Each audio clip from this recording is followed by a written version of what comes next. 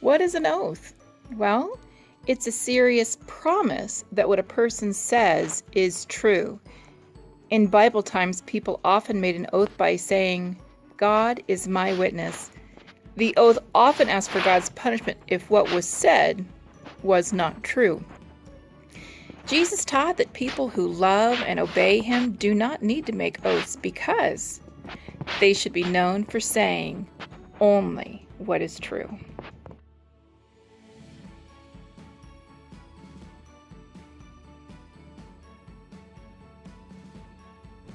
Hi everybody, happy Sunday morning, and I hope that you guys are having a wonderful weekend so far, even though we're just about to wrap it up here. I hope that you guys are having a great start to your 2021. It's crazy to think that it's over a week into 2021 and everything feels so different, but also feels the same at the same time. It's so funny, those new year transitions, how we're remembering what year it is and when we're writing things down on paperwork. So you guys might be still writing 2020 on your paperwork that you're working on. I've done that at work so many times these past couple of weeks. But I'm looking forward to the new year, lots of new and exciting things. Hopefully we'll be able to resume coming to church in person here pretty soon if you haven't been already. And so I'm really looking forward to doing that and seeing all of your guys' lovely faces. But before we get started today, our lesson is called Rahab's Roof, and we're going to be talking about some real life spies, which we have a couple stories about real life spies in the Bible, but not a ton. They're not super popular, but it's always kind of cool when we get to talk about things like that, right? So before we get started, I wanted to play a little bit of a game of I Spy. So I have a poster up on my wall that I'll point the camera at here in a minute. And then I'll just say, I spy with my little eye something blank, and then I'll leave a few seconds and then you guys can kind of think of what you're guessing.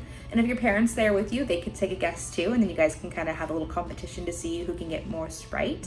And then after those few seconds, I'll reveal what it is that I was looking at.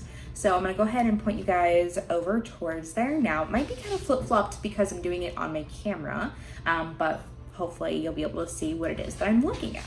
So I'm gonna stand up here. So here is the poster that I have, and I'm gonna zoom out because it's actually kind of big. There's lots of things on here.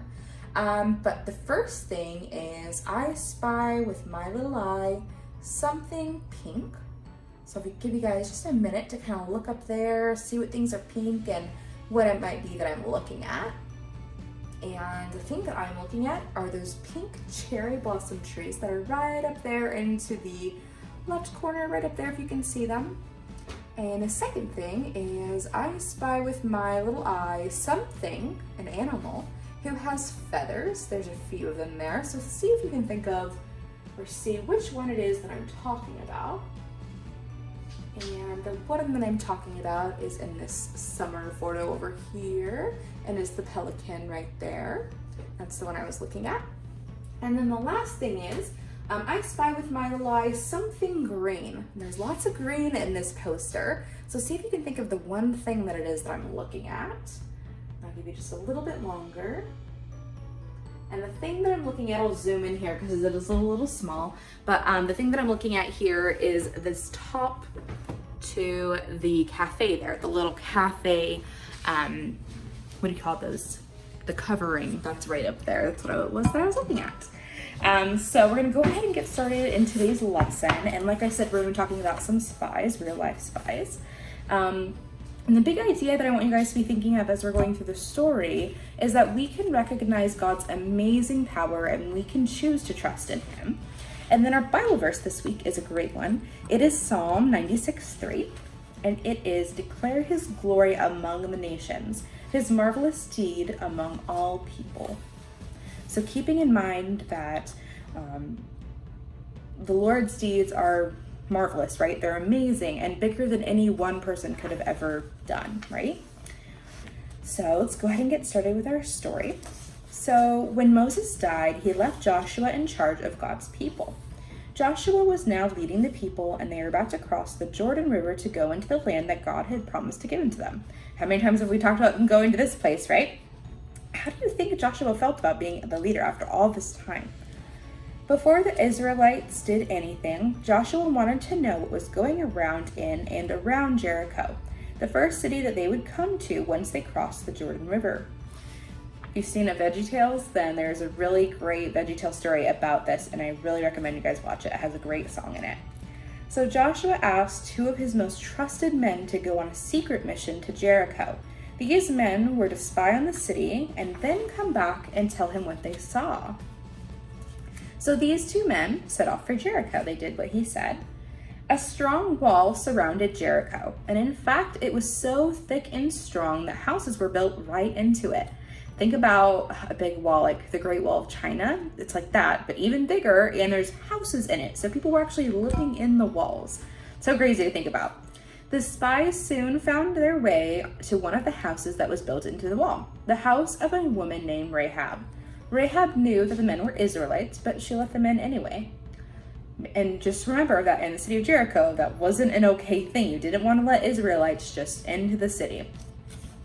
Maybe the spies thought that they would be safe in Rahab's house, but someone knew that the spies had gone into her house, and news about it got back to the king of Jericho.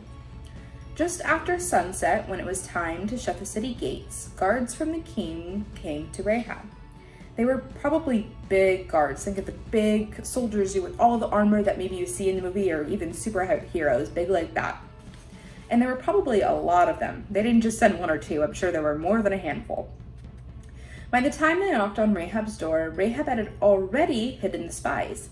The two men, the Israelites, who were on the roof of Rahab's house, and they were hidden underneath piles of flax plants. Rahab's actions took a lot of courage because she knew that the king of Jericho, if he found out that she was helping the spies, she could be in serious trouble. She could be seriously harmed. The guard said to Rahab, "Bring out the men who came into your house. They are spying on our land." If you had been Rahab, what would you say? I mean, these big old guards pounding on your door, demanding that you let these people out who you just let in your house. Rahab answered the guards, "Yes, the men came to me, but I didn't know where they came from." That wasn't true, right?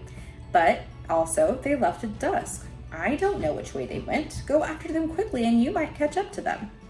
So the guards went out of the city and the gate shut behind them. They started down the dark road toward the river that they had come from. Remember the Jordan River. After all, they probably expected to find two spies trying to get back to the far side of the Jordan River. Rahab shut her door, and she probably sighed with relief that they had left. Ooh, the guards were gone.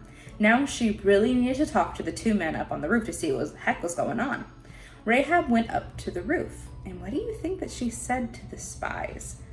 Rahab told the men, "I know that the Lord has given you this land. In fact, everyone here is very afraid because we knew that you were coming. We've heard about how the Lord had dried up the Red Sea and how you defeated many great kings.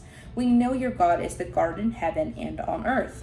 So I ask you to please promise me that when you take over, you'll protect my family."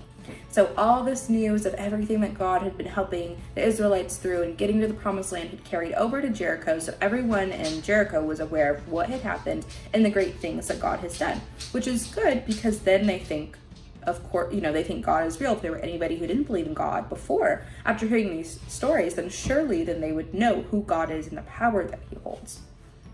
"Yes, we will," said the spies. "If you don't tell anyone what we're doing, we'll treat your family kindly when the Lord gives us his land." They also asked Rahab to hang a bright red cord or rope from her window. That way, Rahab and her family would be easy to find. Rahab let the men down from her high window with a rope, and they landed safely on the ground beside the wall. So kind of like in movies where you see them climb down the rope on the wall, that's what they were doing. She then tied a red cord in her window just as they had instructed her to do. The two spies went to the hills, and they hid for 3 days so that no one could track them. They then returned to Joshua, and they told him what had happened. They told Joshua, "The Lord has surely given us the whole land. All the people are afraid of us." Joshua listened, and he knew that now was the time to move. When Rahab heard about God and his awesome power, she chose to believe and trust him. The red cord that Rahab hung from her window showed that she trusted God with her life. We can choose to believe and trust in God too. So remember, our memory verse for the week was "Declare his glory among the nations, his marvelous deeds among all people," and that is Psalm 96:3. When we listen and we read Bible stories, we know even more about God's great power. So when they were all hearing all these stories about God and what he had done, of course they would believe in God, right? So it's kind of what we have now. Things didn't happen so recently. They do, but they're just not written in the Bible. But when we read the Bible, we're learning about all the amazing things that God did, which makes it really easy for us to believe who God is and his power, because we're reading all the true things that happened. So I hope you guys have a wonderful week and a wonderful rest of your weekend, even though it's almost over. And I'll be praying for all of you guys this week, and I hope that I'll get to see you soon. Bye.